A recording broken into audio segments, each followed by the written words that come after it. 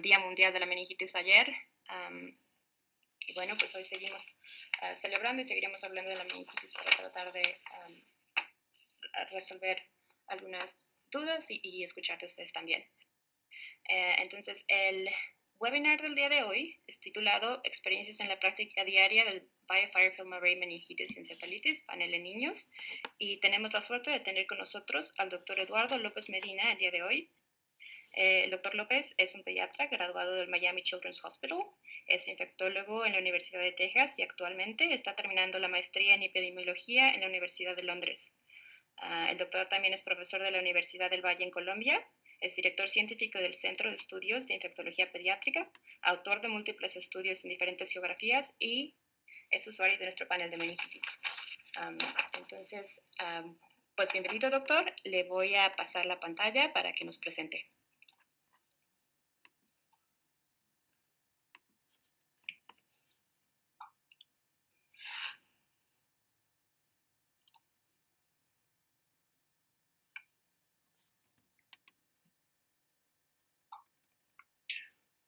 Aún no tengo el control para activar el contenido. Sí, no se preocupe. Deme un segundo. Listo. Ok.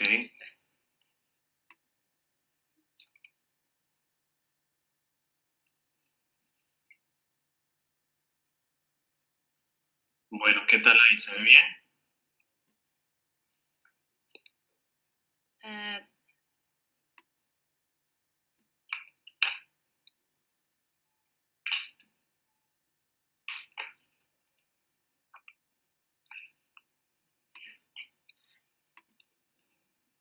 Sabe, yo todavía no veo su pantalla. No sé si los demás están viendo la pantalla.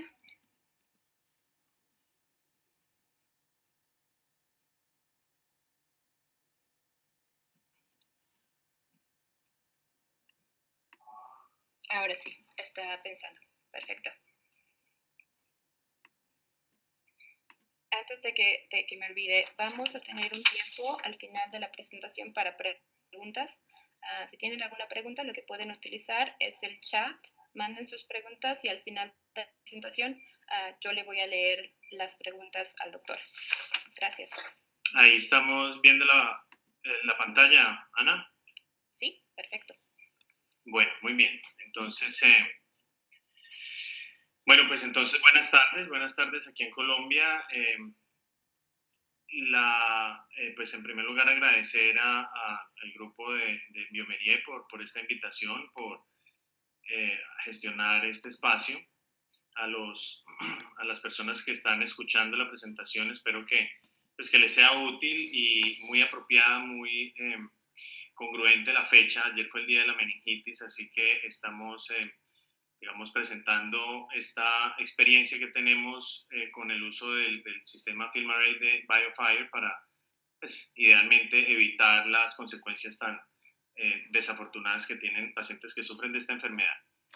Entonces, bueno, lo que vamos a hablar hoy es de algunos aspectos de infecciones del sistema nervioso central, especialmente encefalitis, algunas palabras de diagnóstico, epidemiología, y luego vamos a describir algunos aspectos técnicos y la capacidad diagnóstica del FilmArray, sus indicaciones y su impacto clínico, con base especialmente en nuestra experiencia con meningoencefalitis en Colombia, en una red que se ha creado de investigación en el tema utilizando el panel de FilmArray.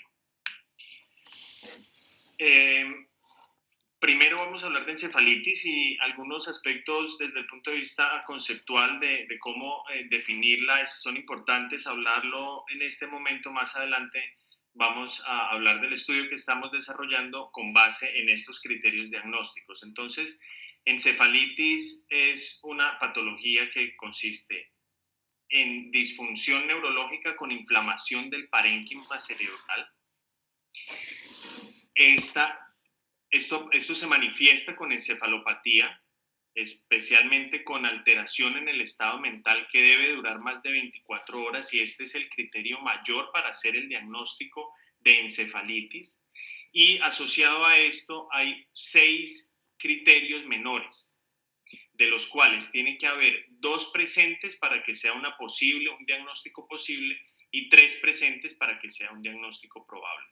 De modo que si tenemos este criterio mayor y 2 o 3 criterios menores de estos 6 que están aquí citados, incluyendo electroencefalograma consistente con encefalitis, convulsiones, hallazgos neurológicos focales y algunas características de inflamación del parénquima cerebral como fiebre, pleocitosis o imágenes sugestivas de inflamación, tenemos el diagnóstico de encefalitis, posible o probable. Y para ya tener confirmación de esta patología, tenemos que tener algunos datos que no son tan frecuentes obtenerlos, especialmente el primero, que es tejido cerebral obtenido a través de biopsia o postmortem con evidencia de inflamación, o un microorganismo asociado con esta patología, o la evidencia de una condición autoinmune asociada con encefalitis. De modo que esta diapositiva nos demuestra cuáles son los criterios claros, la forma clara de tener este diagnóstico. Con respecto a la epidemiología, en nuestra región no hay datos, los hemos buscado bien y existen datos muy incompletos, de modo que no hay nada lo suficientemente sólido para compartir con ustedes en América Latina. En otros países sí hay una información un poco más completa.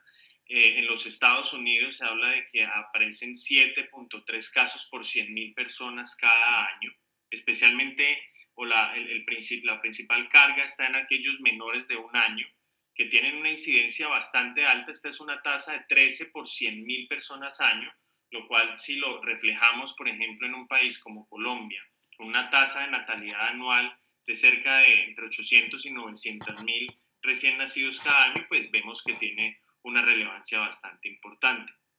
La menor tasa de incidencia es en esta edad de 10 a 14 años, con 4 por 100.000 personas año, y se traba un poquito esto.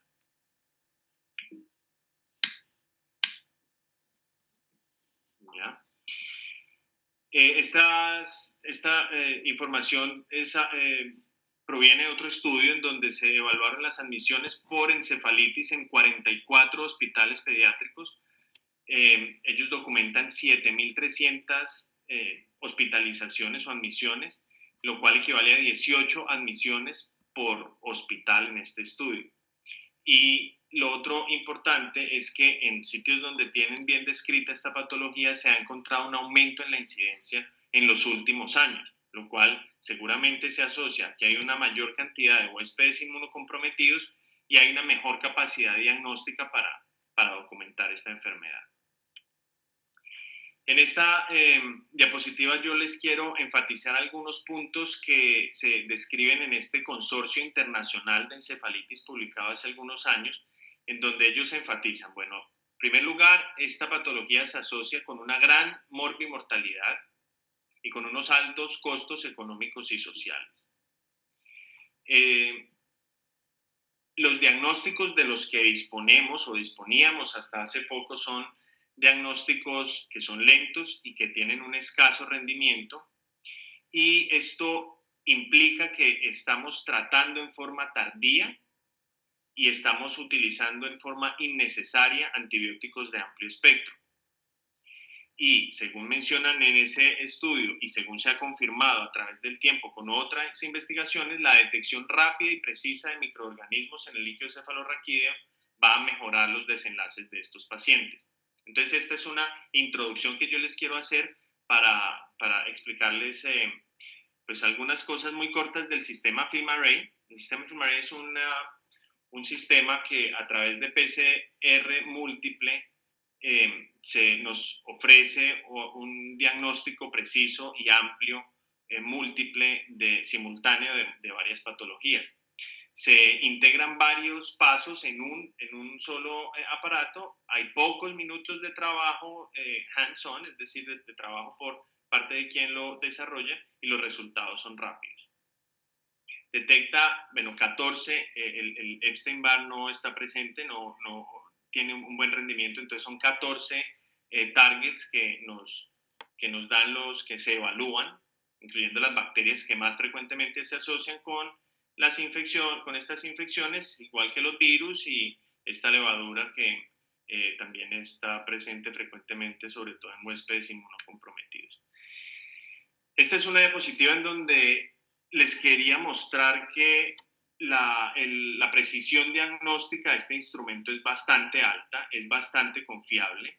En este estudio se evaluó, se comparó el resultado del FilmArray con un número muy amplio de los métodos diagnósticos estándares en pacientes con y sin detección.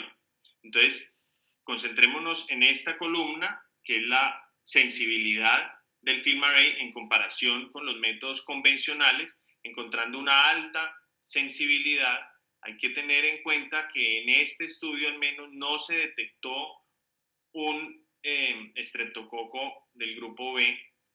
Esto se ha replicado en algunos otros estudios, ha sido un poco controversial, pero sí es importante tener en cuenta que la sensibilidad quizá para el Streptococcus galactiae no es tan alta como para los otros microorganismos, pero la especificidad todos estos para todos estos patógenos, para todos estos microorganismos fue mayor al 99%. Entonces, muy alta sensibilidad y muy alta especificidad, y eso pues se va a reflejar definitivamente en nuestra práctica clínica, al menos ha sido nuestra experiencia, lo vamos a mirar más adelante. Pero antes quería mostrarles un poco cómo este instrumento se puede asociar con una mejor capacidad diagnóstica y por lo tanto mejores pues, desenlaces de nuestros pacientes. En este estudio se evaluó la utilidad de este panel en pacientes que tenían meningitis pero con un reporte negativo en el GRAM. Se compararon el resultado con las pruebas convencionales, y aquí lo importante de enfatizar es que en estos 15 pacientes hubo muchos de ellos en donde se detectaba la muestra, se detectaba el microorganismo a través de PCR, con casos como de neumococo, de herpes simplex, que eran los más relevantes en este estudio, y eso en general detectó que el 23% de los pacientes fueron detectados a través del FilmArray y previamente no se habían identificado con los métodos convencionales de PCR simple o de cultivos. Ahora, el estudio anterior era de pacientes de todas las edades. Si nos enfocamos un poco más en niños, este estudio habla o evalúa infantes que tenían meningitis o que tenían una sospecha alta de meningitis, ya fuera por bacteremia o por unos marcadores inflamatorios con pleocitosis, y se compararon los cultivos con el FilmArray. Entonces, se incluyeron 62 infantes, de los cuales 5 de ellos tuvieron líquido cefalorraquídeo positivo con cultivo, y en ellos 5 se replicó la muestra con FilmArray y los 5 fueron positivos. Eso es muy útil y muy tranquilizador saber esa capacidad diagnóstica, pero lo más relevante está aquí: de los 57 infantes menores de 3 meses que tenían cultivos negativos de líquido cefalorraquídeo, 4 de ellos, es decir, el 7%, fueron positivos y solo se detectaron a través del FilmArray. Entonces, el 7% de estos infantes solo se diagnosticaron de esta forma. Y este es otro estudio en donde volvemos a ver una alta correlación con las pruebas convencionales, pero ya vemos algunos, digamos, aspectos más prácticos del estudio, y es que el tiempo para el diagnóstico era mucho más rápido, y utilizando los estudios convencionales, en este caso PCR para herpes en el líquido cefalorraquídeo, se utilizaba aciclovir en forma innecesaria en este estudio por 2 días y medio en una gran cantidad de pacientes. Entonces, todo esto abre o muestra oportunidades para hacer stewardship, para hacer uso racional de antibióticos que se puede hacer a través de esta metodología. Bueno, ahora les voy a hablar les voy a mostrar algunos datos de nuestra experiencia con la red de encefalitis en Colombia. Este es un estudio desde el punto de vista metodológico, algunas palabras muy breves. hemos hecho una revisión retrospectiva y prospectiva de pacientes con meningoencefalitis. Es una red nacional en Colombia con investigadores de Medellín, de Bogotá, de Neiva y de aquí de la ciudad de Cali.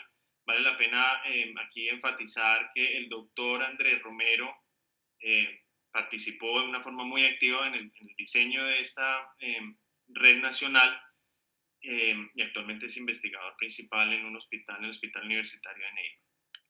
Entonces, para ingresar al estudio, los pacientes tienen que tener diagnóstico de encefalitis, según lo vimos previamente, deben ser menores de 18 años y deben tener la posibilidad de ser evaluados mediante cualquier método molecular para la detección múltiple simultánea de microorganismos en el líquido cefalorraquídeo. En este momento en Colombia solo tenemos disponible el FilmArray, pero en realidad lo que nos interesa es que los pacientes puedan ser bien evaluados cuando tengan meningoencefalitis.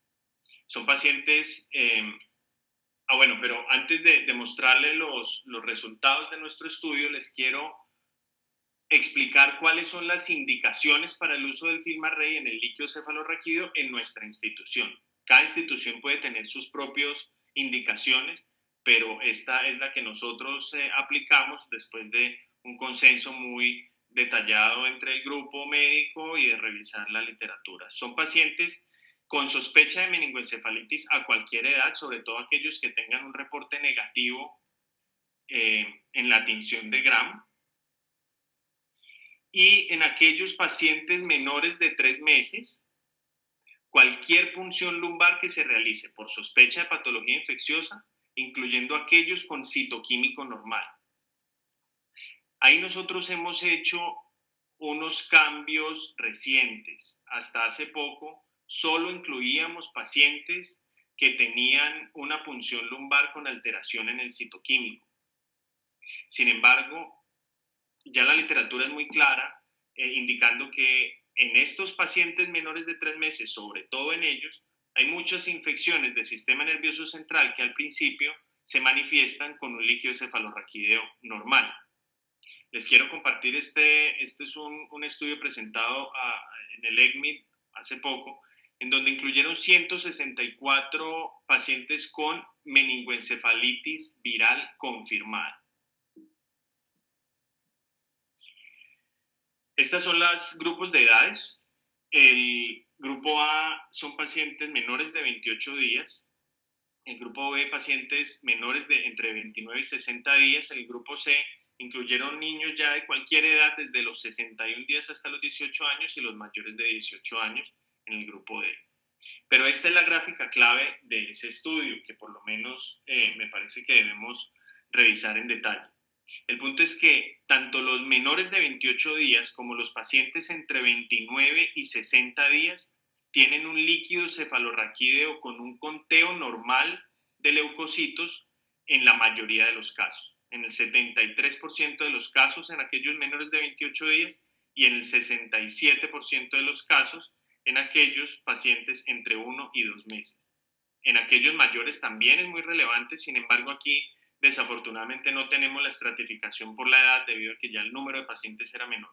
Pero este grupo de edad, estos menores de 2 meses con leucocitos normales, nos parece que es suficiente, junto con otra cantidad de literatura que apoya la decisión de implementar el FilmArray en aquellos menores de 3 meses, así sea un líquido cefalorraquídeo completamente normal. Esta figura parte del mismo estudio.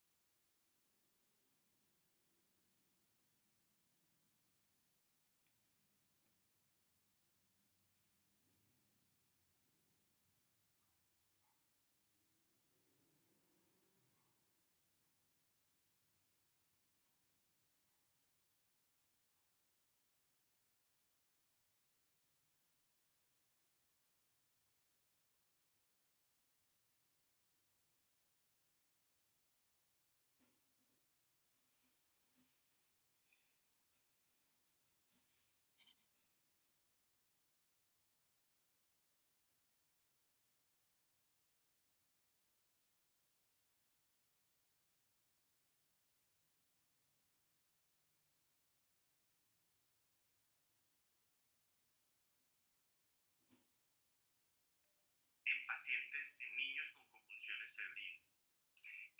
Estos son datos, la mayoría de ellos, al menos a quién se le hace la punción lumbar. No, me basé en las guías de la Academia Americana de Pediatría del 2011, en donde ellos explican que pacientes con convulsiones febriles simples, que sean mayores de 12 meses, no se indica la punción lumbar en todos los casos, pero sí en aquellos que hayan recibido antibióticos antes de realizar la punción lumbar o que obviamente tengan clínica sugestiva de meningitis o encefalitis. En estos casos se debe realizar el FilmaRay sin ninguna duda. Igual, en convulsiones febriles complejas, seguimos en la misma edad, mayores de 12 meses, realizar punción lumbar, sí, y el FilmaRay, si el paciente ha tenido tratamiento previo con antibióticos, tiene clínica sugestiva de meningoencefalitis o tiene líquido cefalorraquídeo alterado. Y un poco más controversial, o mejor dicho, muy controversial, las convulsiones febriles en pacientes menores de 12 meses, entre 6 y 12 meses, es controversial. De nuevo, las guías americanas restringen la punción lumbar solo a ciertos grupos, aquellos con sospecha clínica, aquellos con tratamiento previo de antibióticos o con inmunizaciones incompletas, pero muchos otros autores, muchos otros expertos realizarían esta punción lumbar en los menores de 12 meses con convulsión febril, independiente de la presencia o no de estas tres circunstancias. Si se realiza la punción lumbar por sospecha de meningitis, definitivamente hay que hacer el FilmaRay. Si se realiza porque el paciente ha tenido uso previo de antibióticos, definitivamente hay una indicación clara del FilmaRay. Y si se realiza porque tiene un esquema vacunal desconocido o incompleto, es posible hacerlo solo en aquellos que tengan líquido cefalorraquídeo alterado. Entonces, estas son las indicaciones nuestras, no necesariamente eso varía, y seguramente estamos invitados a discutir el tema más adelante en la sesión de preguntas, pero es lo que nosotros hacemos en nuestra práctica. Volviendo a nuestro estudio, entonces esas son las indicaciones que tenemos en el centro, en una de las clínicas de tercer nivel del hospital de referencia aquí en la ciudad de Cali, Colombia, y en total en la red nacional de encefalitis o meningoencefalitis hemos incluido 73 pacientes. Esto es en menos de un año, así que yo creo que hay un buen potencial para incluir más pacientes en el tiempo, y les voy a mostrar algunos datos. Bueno, el primero es que la edad de los pacientes ha sido de 19 meses, la mayoría masculino, procedentes muchos de Cali, de diferentes regiones. Todos ellos tienen alteración del estado mental, 90% con fiebre, 34% del grupo de los pacientes con convulsiones, pero este aspecto es muy importante, manifestaciones extraneurológicas, es decir, pacientes con síntomas respiratorios o gastrointestinales en un porcentaje muy alto de pacientes. Y aquí yo quiero hacer un paréntesis para enfatizar la necesidad que pacientes con meningitis o meningoencefalitis que tengan estas manifestaciones extraneurológicas, es muy importante buscar la etiología en donde se está manifestando también. Entonces, hacer de alguna forma una evaluación completa de las secreciones respiratorias. Idealmente, nosotros lo hacemos con el panel FilmaRay de secreciones respiratorias, panel viral respiratorio o de tracto gastrointestinal. Pero el punto es que alto porcentaje de pacientes con manifestaciones extra neurológicas. Enterovirus fue o es hasta ahora la principal causa. Causa desconocida, presunta etiología viral según las características clínicas, pero de causa desconocida también en la cuarta parte de los pacientes, muchos de ellos con meningitis, meningoencefalitis bacteriana, herpes en un 4%, y en el 11% se ha detectado herpes 6. Con respecto a herpes 6, yo aquí hago también otro paréntesis para pues comentar que no necesariamente la presencia de herpes 6 en líquido cefalorraquídeo implique causalidad.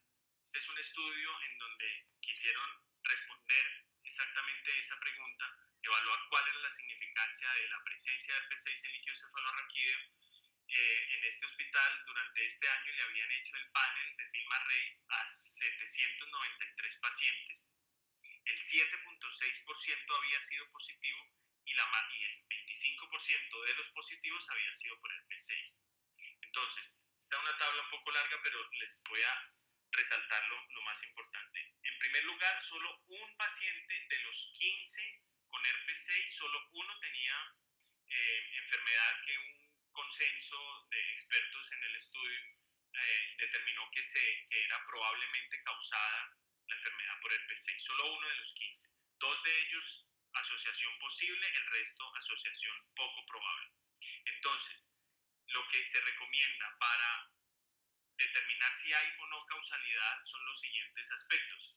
En primer lugar, la presencia de que haya un diagnóstico alterno que explique la encefalopatía del paciente. En este estudio, solo uno de ellos, aquel que se asoció con enfermedad, no tenía ninguna otra explicación. El resto tenía alguna otra explicación para su encefalopatía.